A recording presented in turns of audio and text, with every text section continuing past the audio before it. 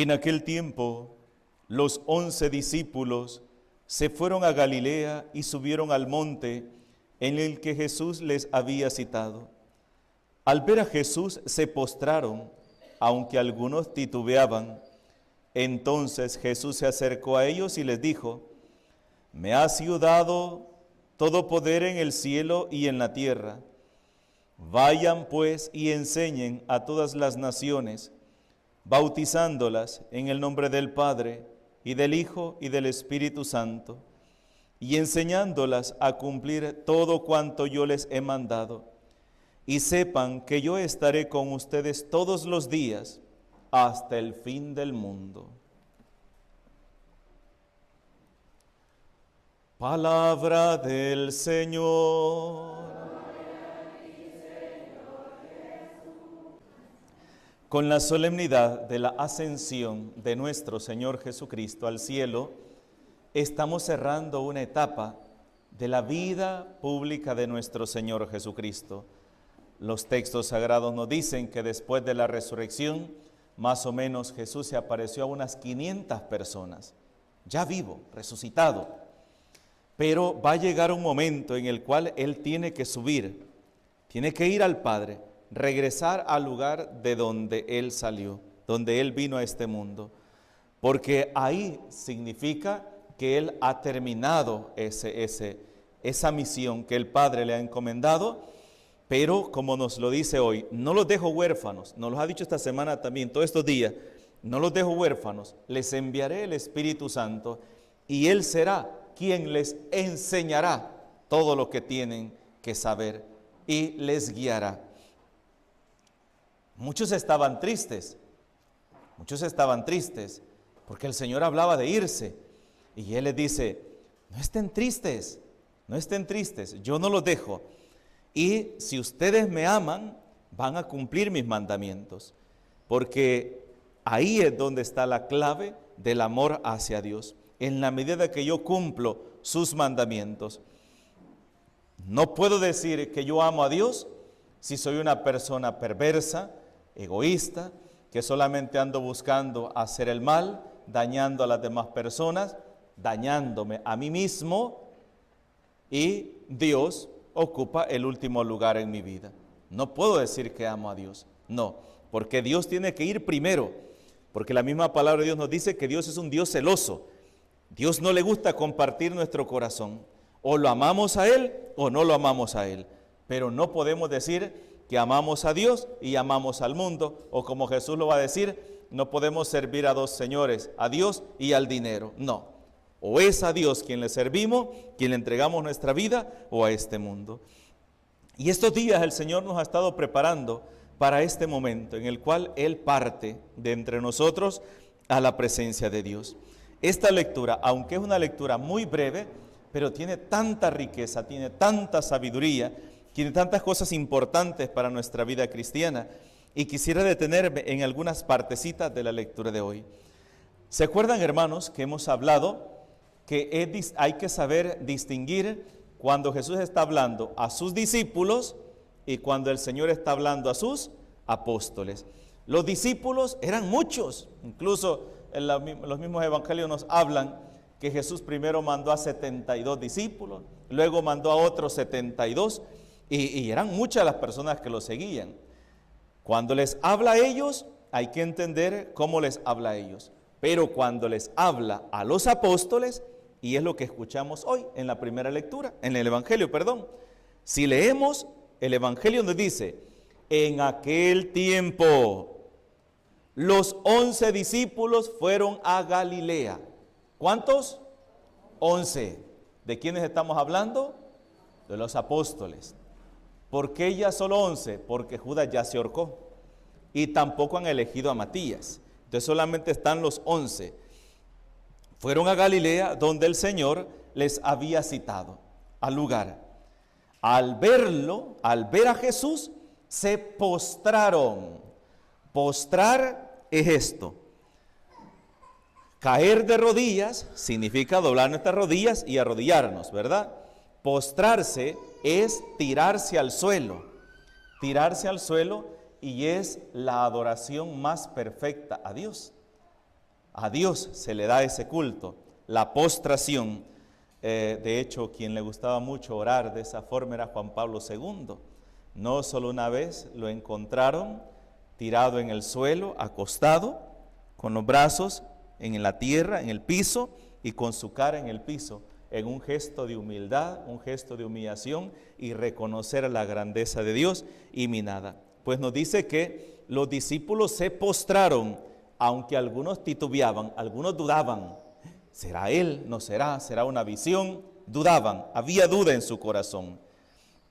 Entonces Jesús se acercó a ellos y les dijo, esta frase que voy a leer en un momento, recuerden que la leímos también en los primeros domingos de Pascua, cuando Jesús resucitó y les dijo, la paz esté con ustedes. Así como el Padre me ha enviado a mí, así los envío yo.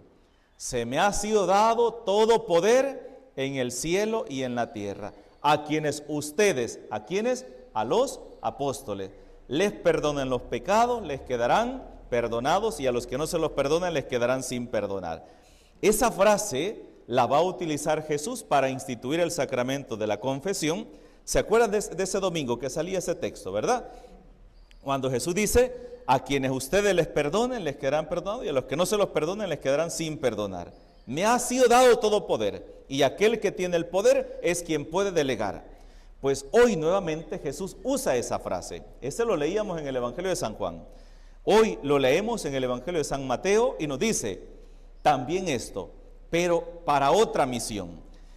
Me ha sido dado todo poder en el cielo y en la tierra. Vayan pues y enseñen a todas las naciones. ¿Cómo? Bautizándolas en el nombre del Padre, del Hijo y del Espíritu Santo, y después del bautismo, enseñándolas a cumplir todo cuanto yo les he mandado. Aquí está un mandato, el mandato. Recuerden que aún el libro de los Hechos de los Apóstoles que hemos leído hoy, se nos habla del bautismo de Juan, que el bautismo de Juan era una cosa, era un bautismo de arrepentimiento. Y el bautismo de Jesús, ¿cuál es? El bautismo en el Espíritu Santo. Son cosas totalmente distintas. Y San Pablo también lo va a recalcar haciendo distinción entre los dos bautismos. Los hermanos separados se han quedado con el bautismo de Juan. Por eso ellos dicen que hay que bautizar a las personas siendo ya adultas, porque solamente un adulto puede arrepentirse de los pecados, un niño no, porque para ellos el bautismo de Jesús es el mismo con el bautismo de Juan, que es un bautismo de arrepentimiento, pero el bautismo de Jesús no es un bautismo de arrepentimiento, es el sacramento instituido por nuestro Señor Jesucristo, el cual nos introduce en la familia de los hijos de Dios, el cual nos hace formar parte de ese nuevo pueblo. Ese es el bautismo de Jesús.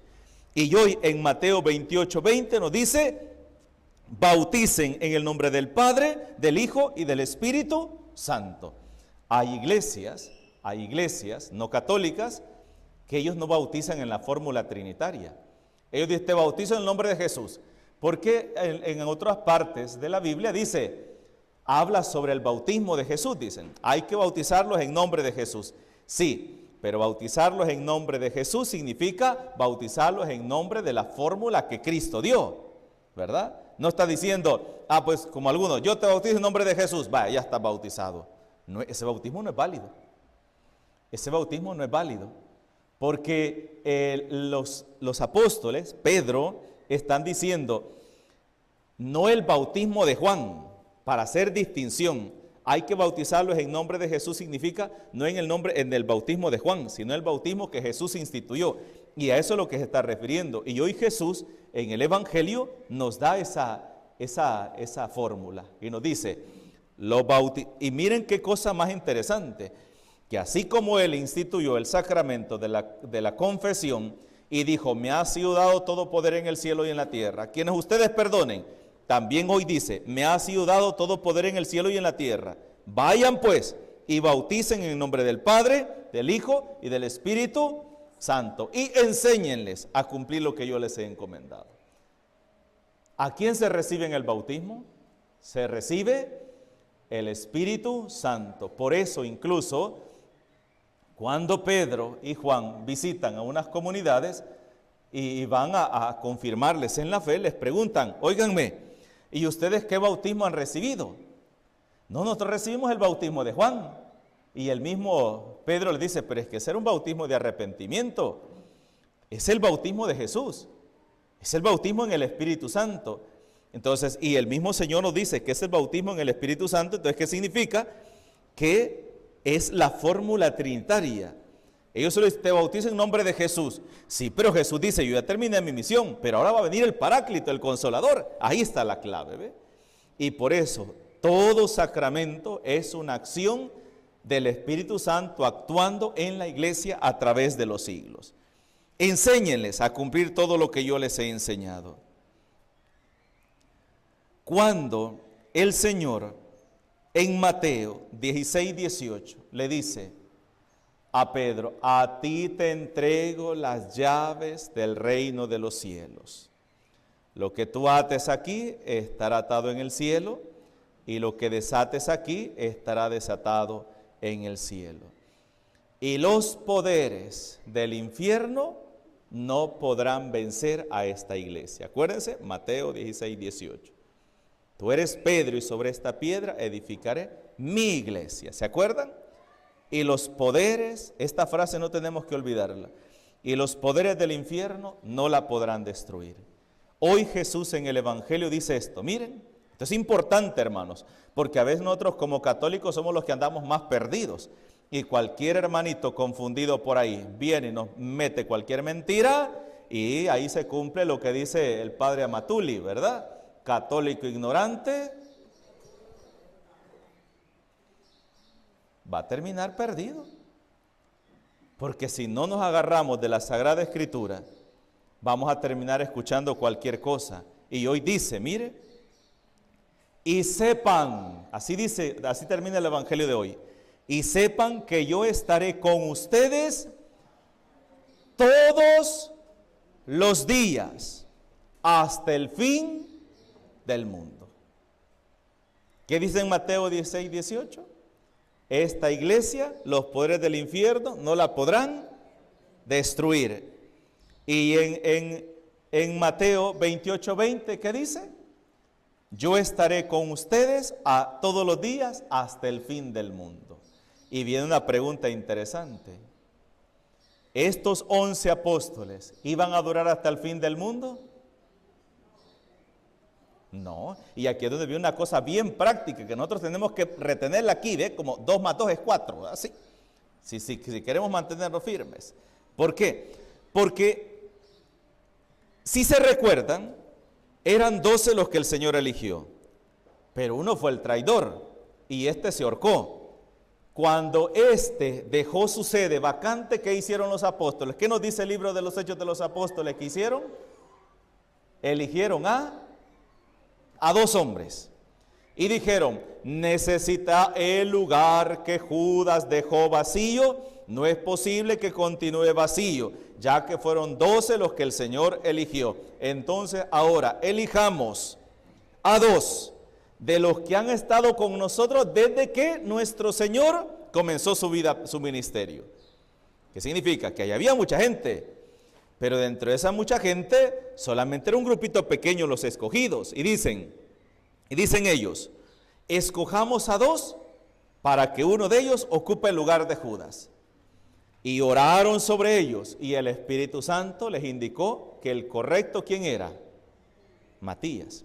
Y entonces alguien podrá decir, Padre, ¿y el Espíritu Santo les hablaría? No, hermanitos, es que cuando hablamos que el Espíritu Santo es el que indica, estamos hablando, dejamos que sea el Espíritu Santo el que inspire a una comunidad en oración. Cuando se elige el Papa, ¿qué están haciendo los cardenales?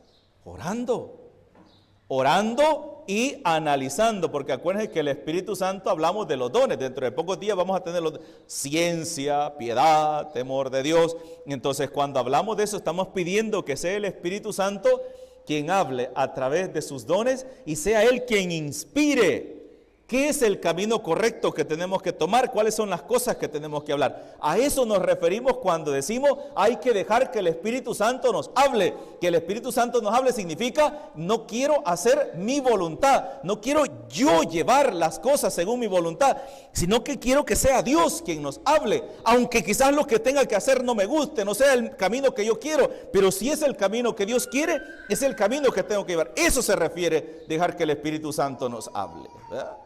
Entonces, cuando eligen el Papa, empiezan a analizar, empiezan a ver la situación que hay en la iglesia en el mundo entero.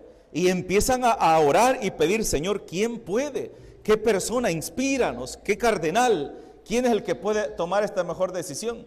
Entonces, cuando los apóstoles se oraron y empezaron a orar y pedir al Señor que fuera Él quien inspirara a quién debería ocupar ese lugar. ¿Y quién lo ocupó? Matías. Matías vino a ocupar el lugar de Judas, que nosotros conocemos como San Matías, ¿verdad? Apóstol. San Matías apóstol. Aquí viene la cosa. Si la palabra de Dios hoy nos dice, yo estoy con ustedes todos los días hasta el fin del mundo, los apóstoles, estos 11, ¿iban a aguantar hasta el fin del mundo? No. Así como a Matías, cuando Judas murió, Matías ocupó su lugar. Cuando otro apóstol moría, ¿qué hacían? Elegir a otro. Y cuando a este lo mataban, ¿qué hacían? Elegir a otro. Y cuando este moría, ¿qué hacían? Elegir a otro. Y en la actualidad, ¿cómo hacen? Elegir a otro.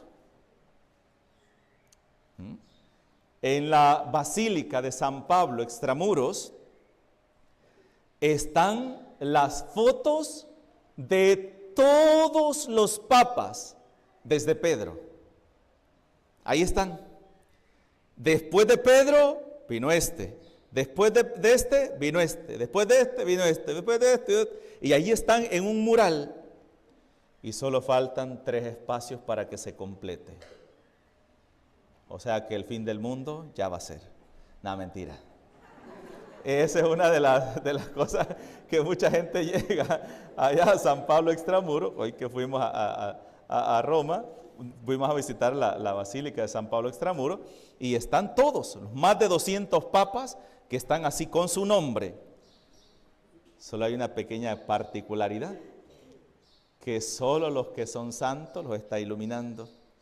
Hay unos que no son santos, aunque han habido papas, pero no se les ha reconocido que hubieran sido papas. Hubieron hombres que solo llegaron ahí, ocuparon un tiempito el lugar y ahí los mataron. Entonces, y ahí, ¿verdad? Y hasta llegar a la fecha. Pero nunca la sede de Pedro ha quedado vacía. Nunca, nunca. Entonces, viene y está. Y hay 3 espacios vacíos nada más. Y dicen, vaya, al terminar de llenarse aquí, porque ya no hay espacio para más, hasta ahí va a llegar la iglesia y se va a terminar. Mentira. Porque al otro lado hay otro muro donde hay un montón de hoyos, donde hay falta que poner porque la iglesia va a continuar hasta el fin de los tiempos. Entonces, a eso es lo que nosotros le llamamos, ¿cómo le llamamos eso? Que después de que muere uno, eligen otro, y después de esto viene otro. ¿Cómo le llamamos a eso? Sucesión apostólica. Los obispos, ¿el Papa qué es?